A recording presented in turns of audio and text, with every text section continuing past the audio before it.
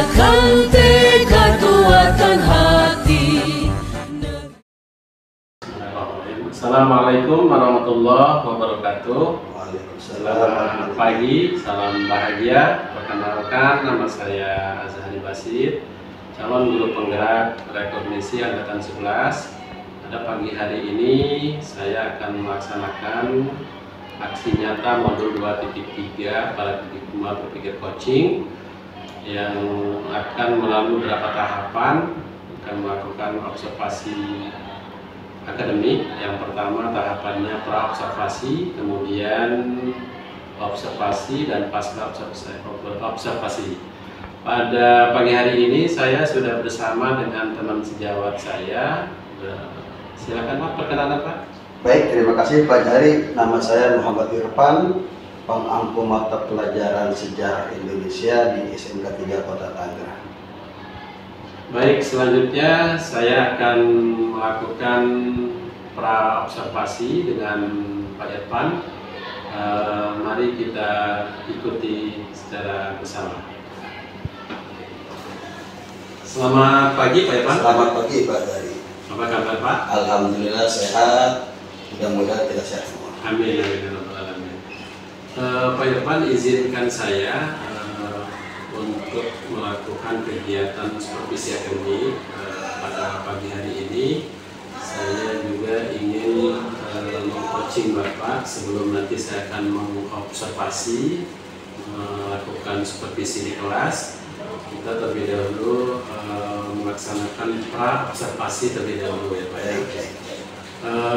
Dalam kegiatan pra-observasi ini Pak, ada beberapa rubrik yang akan menjadi fokus dalam penilaian saya. Yang pertama nanti ada alur tirta Pak. Alur tirta itu nanti saya akan menanyakan tujuan, lalu kemudian saya akan menanyakan identifikasi dan pengembangannya bagaimana dengan Bapak mengajar di kelas. Kemudian rencana aksi, rencana kegiatan yang Bapak lakukan di kelas, itu akan saya tanyakan. Kemudian tanggung jawab dan pengembangan ke depan. Baik Pak Irfan, fokus tujuan kita pada coaching di pra-observasi ini, apa harapan dan tujuan Bapak agar nanti pada saat mengajar, pada saat saya observasi di kelas, apa yang Bapak harapkan dari tujuan percakapan kita pagi hari ini?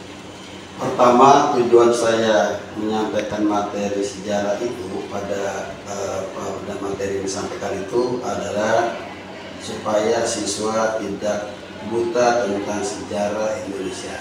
Karena walau bagaimanapun sejarah itu penting bagi generasi yang akan datang. Dari sejarah kita bisa mengambil sebuah pembelajaran untuk menata hidup bernegara di masa depan, secara umum seperti itu ya. Baik Pak Irfan, kemudian apa yang Bapak ingin harapkan ketercapaian dari materi yang akan Bapak sampaikan kepada siswa? Ketercapaiannya adalah setiap siswa mempunyai kompetensi pengetahuan, memahami alur sejarah, bagaimana kronologi sejarah itu terjadi dari satu masa ke masa berikutnya. Sehingga dengan demikian maka siswa dapat mendeskripsikan secara universal perjalanan sejarah bangsa Indonesia. Lalu kemudian tema yang akan Bapak sampaikan terkait dengan materi nanti yang disampaikan di kelas Bapak. Materi yang sudah sampai pada pertemuan yang akan datang itu adalah materi tentang perlawanan rakyat Indonesia terhadap penjajahan kolonial, terutama bagaimana sikap dan perilaku POC kepada rakyat Indonesia, kemudian kebijakan-kebijakan tanam paksa, juga kebijakan-kebijakan kerja paksa yang dilakukan oleh pihak kolonial.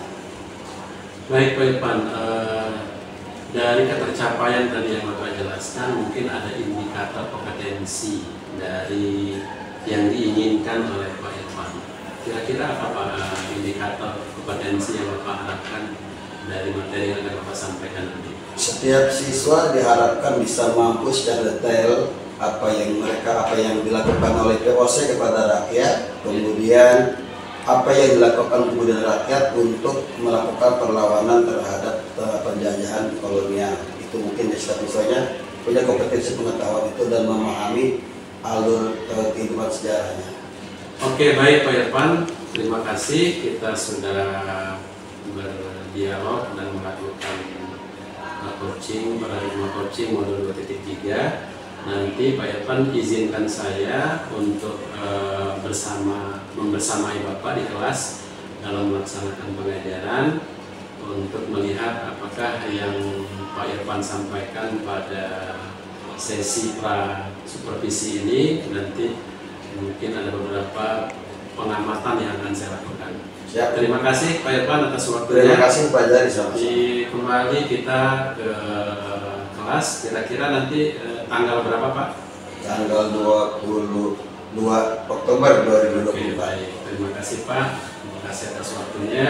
Terima kasih Pak. Assalamualaikum warahmatullahi wabarakatuh. Waalaikumsalam warahmatullahi wabarakatuh. Assalamualaikum warahmatullahi wabarakatuh. Selamat pagi.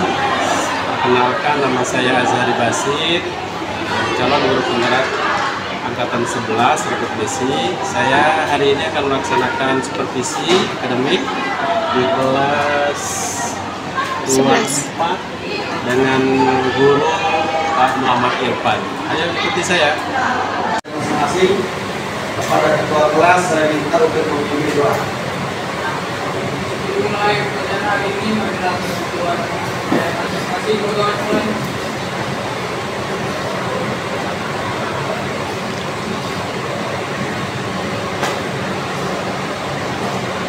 Setelah selesai memberi salam. Assalamualaikum warahmatullahi wabarakatuh. Assalamualaikum warahmatullahi wabarakatuh. Sebelum memulai pelajaran, semoga kita semua sehat selalu dan dalam lindungan Allah Subhanahu wa Ta'ala. Ada yang tidak masuk hari ini? Organisasi ISPN berapa orang? Untuk acara kegiatan LDKS atau 7 orang. Ya mudah-mudahan apa yang mereka lakukan juga bisa memberikan manfaat buat pendidikan karakter di sekolah dan pribadi masing-masing. Baik, sebelum kita belajar sejarah supaya kita lebih fokus lagi, seperti saya sampaikan yang sudah kita biasakan ketika saya mengucapkan SMK 3, jawabannya adalah bisa ya. SMK 3 Bisa. SMK 3 Bisa. SMK 3 Bisa.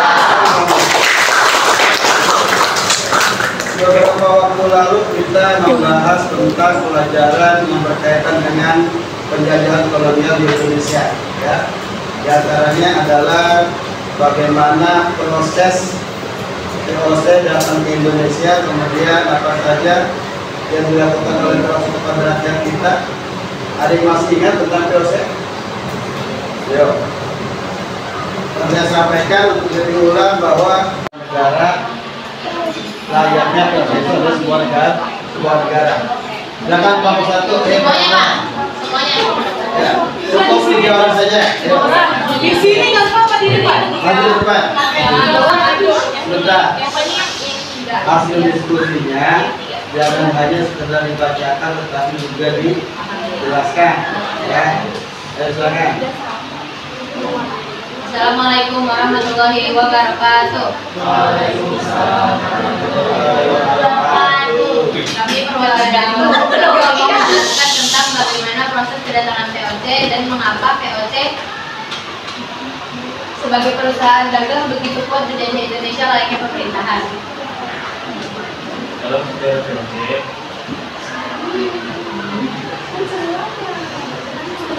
awal mula bermunculan VOC adalah saat terjadi persaingan sengit antara pedagang Belanda dengan para pedagang Portugis dan Spanyol. Persaingan ini terlihat pada harga rempah-rempah yang ditetapkan, namun di sisi lain harga rempah-rempah di Eropa menurun. Maka untuk menyelesaikan permasalahan ini didirikan perusahaan perdagangan VOC pada 25 1982. Para pedagang Belanda mendirikan VOC sebelumnya pada 1596. 4 kapal dagang yang dipimpin Cornelis Hoogman mendarat di Banten. adalah kapal yang memiliki muatan kapal mereka kemudian kembali ke Belanda. Kesuksesan PT itu yang dicintai oleh Belanda untuk Nusantara. Persaingan di antara para pedagang Belanda tentu saja tak dapat dihindari. Karena itu, POC didirikan bukan hanya untuk menghindari persaingan di antara sesama pedagang Belanda. Keberadaan POC untuk memperkuat kebinekaan di wilayah Nusantara. Dalam sejarah, POC masuk ke Indonesia di tahun 1605. Diketahui, POC berhasil merebut benteng Portugis di Ambon. Momentum inilah yang kemudian menjadi awal penjajahan Belanda di Indonesia. Selanjutnya pada tahun 1619, Batavia didirikan di atas seluruh kota Yogyakarta. Sejak itu, POC leluasa mengawasi setiap kegiatan pelayaran, baik di Selat Sunda maupun Selat Malaka. Upaya menaklukkan seluruh Nusantara dikonsolidasikan dengan lebih baik. Setelah mencapai kesuksesan pada 100 tahun pertama, POC secara keuangan tapi mengalami penurunan. Besarnya dana perang yang harus ditanggung, praktik korupsi yang merajalela, serta penetapan persaingan dengan Inggris dan Perancis adalah beberapa faktor yang memicu kemunduran POC. Hingga akhirnya pada tahun 1799 POC dinyatakan bangkrut. Seluruh aset POC kemudian diambil alih oleh kerajaan Belanda. Lalu alasan mengapa POC sebagai perusahaan begitu kuat menjadi Indonesia layaknya pemerintahan. Itu dikarenakan POC sebagai perusahaan memiliki beberapa hak istimewa yang membuat dia seolah seperti sebuah negara.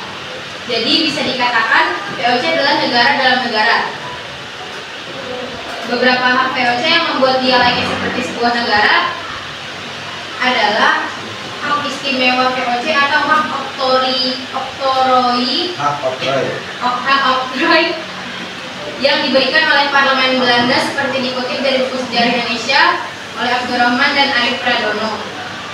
Yang pertama, hak untuk merebut dan memerintah negara jajahan. Yang kedua, hak untuk monopoli perdagangan di wilayah Timur Tunjang Harapan termasuk Nusantara. Yang ketiga, hak untuk mencetak uang sendiri. Yang keempat, hak untuk memiliki angkatan perang sendiri. Yang kelima, hak untuk memungut pajak. 6, hak untuk mengadakan perjanjian dengan raja-raja setempat. 7, hak untuk menyatakan perang dan membuat perjanjian damai. 8, hak untuk mengangkat dan memberhentikan pegawai. 9, hak untuk mendirikan benteng. Dan yang terakhir, hak untuk mengangkat dan memberhentikan penguasa setempat.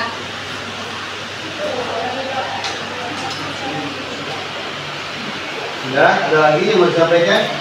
Sudah ya. Bicara tentang POC, hak-hak istimewa atau biasa disebut dengan hak oktroi, yaitu dua hal. Pertama adalah tentang POC, yang kedua tentang bagaimana Belanda melakukan kebijakan kerja paksa kepada rakyat dan Nusantara. Bentar, tolong dengarkan sebentar dulu ya. Ada beberapa faktor utama yang mendorong Belanda melakukan kebijakan kerja paksa. Di antaranya yang pertama adalah kita mengingat bahwa Belanda pada saat itu perlu dana segar, perlu biaya besar untuk membiayai perang di negaranya. Sebab pada waktu yang bersamaan Belanda itu sedang mempunyai konflik dengan negara Perancis, sehingga Belanda memerlukan biaya. Yang kedua, dasar kenapa POC menjadikan kerja paksa di Indonesia, yang kedua adalah Belanda ingin mengontrol seluruh sumber daya alam di Nusantara. Karena ketika dia mampu mengontrol, maka dia bisa memberikan batasan-batasan kepada rakyat Nusantara untuk mengeksplorasi sumber daya alam sesuai dengan Belanda. Yang ketiga adalah pembangunan infrastruktur. Ya. Tujuannya apa? Tujuannya adalah untuk mudahnya memobilisasi angkatan perang dari satu wilayah ke wilayah lain di Nusantara. 3 faktor utama inilah yang menyebabkan Belanda menerapkan kebijakan kerja paksa kepada rakyat Indonesia. Dan dampaknya sangat banyak sekali. Banyak kerugian yang dilakukan, banyak kerugian yang dialami oleh para orang di Nusantara. Minggu-minggu selanjutnya, kalau memang tidak ada pertanyaan dari saya cukup sekian. Semoga apa yang kita dapatkan hari ini bisa bermanfaat untuk diri kita dan orang lain. Terima kasih dari saya cukup sekian. Kepada Nanda sebagai kelas, silakan memimpin doa untuk menutup.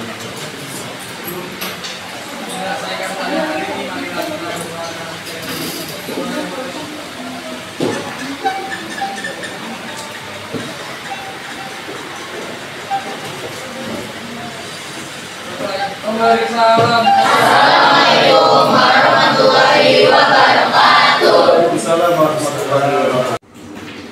Oke, baik. Bismillahirrahmanirrahim. Assalamualaikum warahmatullahi wabarakatuh. Salam sehat, salam bahagia.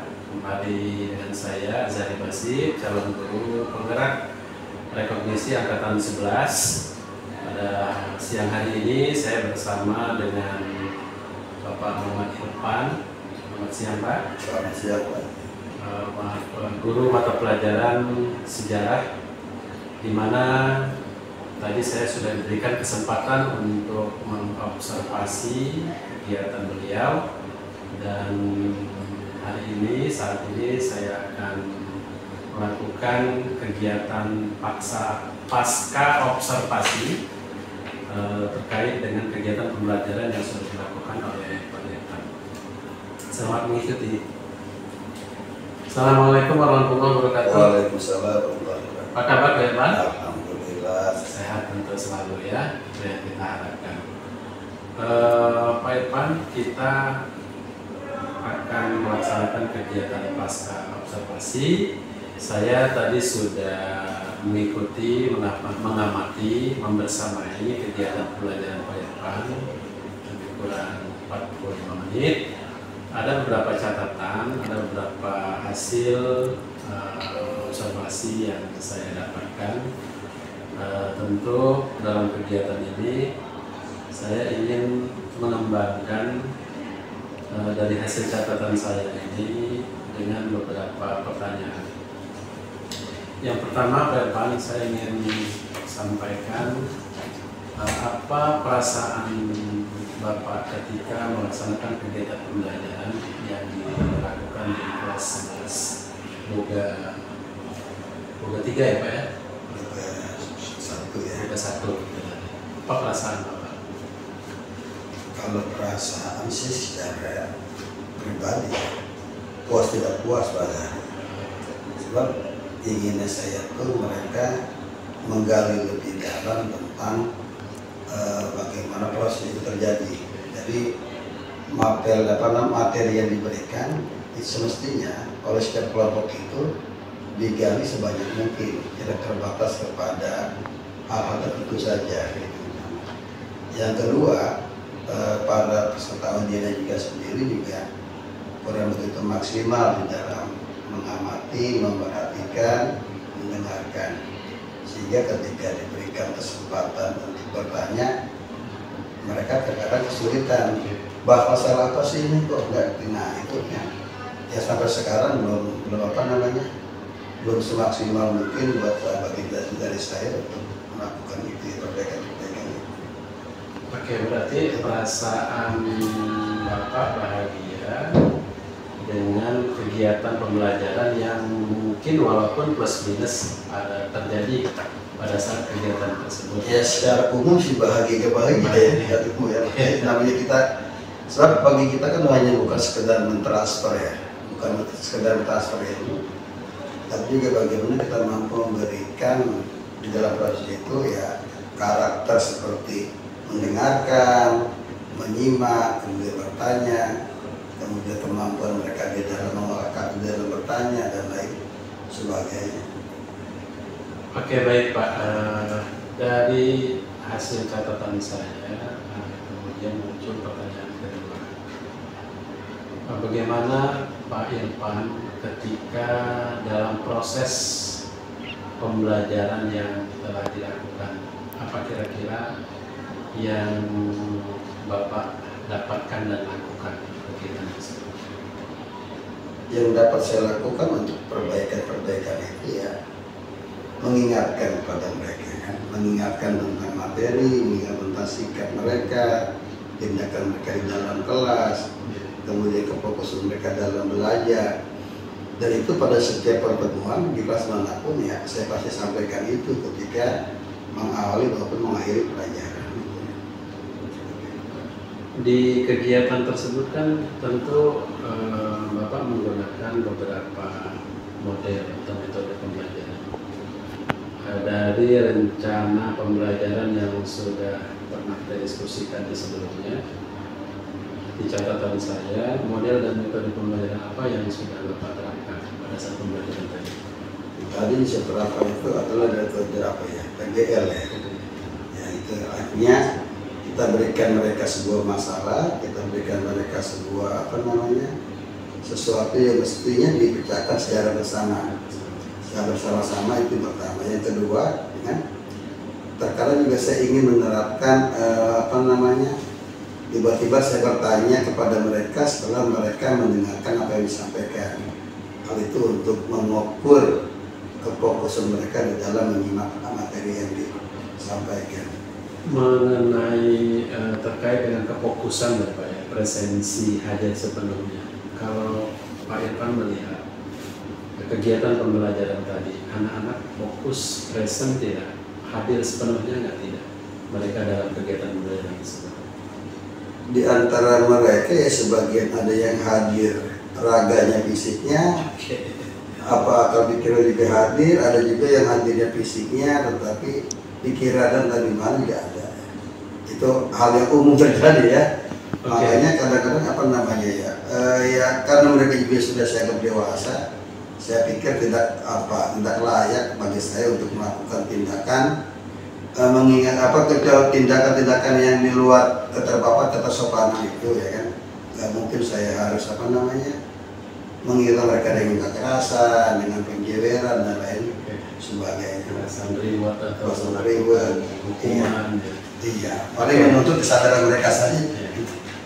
Kalau melihat kondisi seperti itu, berarti ada rencana tidak kira-kira Pak Irfan agar nanti pada saat kegiatan pembelajaran berikutnya mereka itu betul-betul siap secara materi dan juga penuh hadir sepenuhnya dalam mengikuti pembelajaran tersebut. Apa kira-kira mungkin kiat atau strategi nanti ke depan ketika melakukan pembelajaran kembali?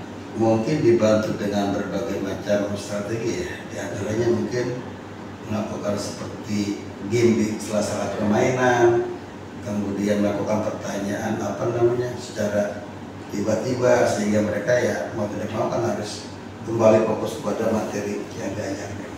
Oke, baik, itu yang akan dilakukan Pak. Iya, insya Allah. Terakhir Pak, yang saya akan tanyakan terkait dengan kegiatan pembelajaran yang Bapak lakukan tadi, tentu ada hambatan, ada kendala yang kira-kira kok ini tidak sesuai dengan rencana yang sudah saya persiapkan. Apa kira-kira Pak kendala dan hambatan yang paling Bapak rasakan saat kegiatan tadi? Keterbatasan, hambatan itu adalah media ya. Sebab media seperti selain lembar kerja siswa itu sebenarnya sangat diperlukan sekali ya untuk memberikan gambar secara utuh umpama sebuah proses pembelajaran dalam bidang materi umpama. Jadi keterbatasan media yang membuat kita kurang banyak langkah untuk memberikan kepemahaman secara keseluruhan kepada siswa. Apalagi kan kita tahu bahwa di sekolah ini punya keterbatasan di dalam bidang. Tahulah umpama contohnya proyektor, kemudian ya banyak hal yang mading dan lain sebagainya. Itu yang membuat keterbatasan dalam proses pembelajaran. Kira-kira dari media pembelajaran tadi yang Pak bilang, media apa Pak yang Bapak butuhkan untuk kegiatan belajar berikutnya? Ya, yang sedang mendukung kegiatan sejarah. Ya itu karena berkaitan dengan sejarah maka perlu gambar nyata, video, ya. Sebenarnya saya juga yakin apabila kita sertakan semacam media itu juga lebih membuat ketertarikan lebih dalam untuk dari peserta didiknya. Ya, itu mungkin ini. Oke, baik. Kemudian Pak Irfan, dari kegiatan pembelajaran tadi, mungkin Pak Irfan punya rencana serta mempunyai solusi agar kegiatan pembelajaran berikutnya bisa lebih sesuai dengan harapan, lalu kemudian apa nanti yang akan Bapak lakukan untuk kegiatan pembelajaran ke depan tuh lebih sesuai dengan RPP paling tidak 80%. Ya mungkin perbaikan itu ya, perbaikan apa namanya, perbaikan sistem jalan kelas, kemudian juga memberikan kesadaran yang tinggi, ya kan, kepada peserta didik, kemudian juga dia memang harus didukung dengan berbagai macam media. Itu aja. Oke, baik Pak Irfan, terima kasih atas kegiatan coaching pasca observasi. Saya sudah melakukan dan mengamati beberapa catatan dan sudah saya tanyakan. Terima kasih atas waktu dan kebersamaannya. Mudah-mudahan kita bisa ketemu di lain kesempatan dalam kegiatan observasi akademik yang mata pelajaran yang lainnya. Terima kasih banyak Pak Irfan. Sampai ketemu di kegiatan lainnya. Assalamualaikum warahmatullahi wabarakatuh.